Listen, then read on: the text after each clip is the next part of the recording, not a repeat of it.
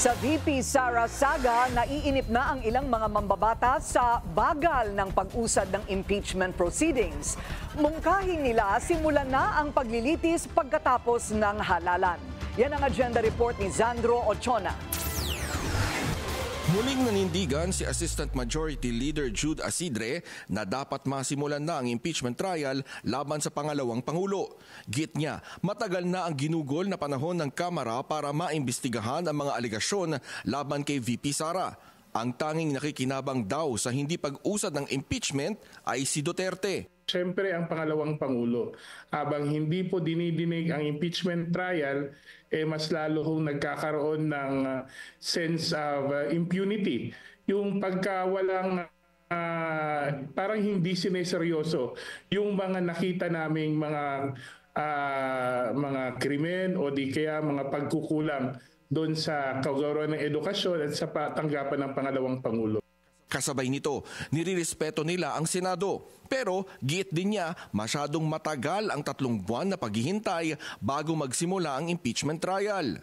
Pwede hong after election at hindi naman ho kailangan sumunod sa legislative calendar na mag-e-end po. Kung sisimulan rin lang nila sa after ng election, ay dapat tuloy-tuloy na at hindi na paabutin hanggang dun sa Hunyo, no? Or sa Hulyo. Tingin naman ng isang kongresista, maaaring nag-iingat din ang ilang mga senador kaya hindi pa rin umuusad ang paglilitis. They could be protecting the interests of the Vice President, but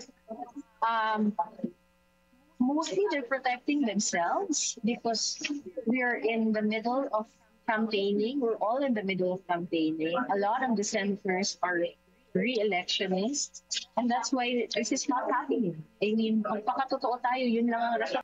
Hindi na rin nila ikinagulat na kasama sa legal team ni VP Sara ang dating tagapagsalita ng DepEd na si Michael Poa.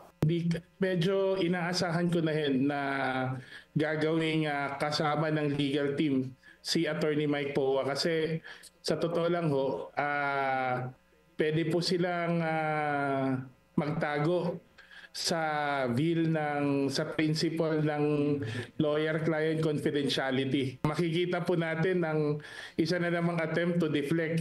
Well, hindi naman siya bago, no? It's nothing new to us.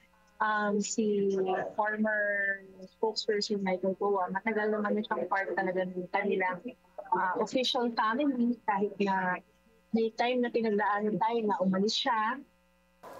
Umaasa pa rin ang mga kongresista na magbabago ang isip ng mga senador at masisimulan na ang impeachment trial laban kay VP Duterte. At habang naghihintay, tanging paghahanda ang magagawa ng prosecution panel ng Kamara. Para sa agenda, Zandro Ochona, Billionario News Channel.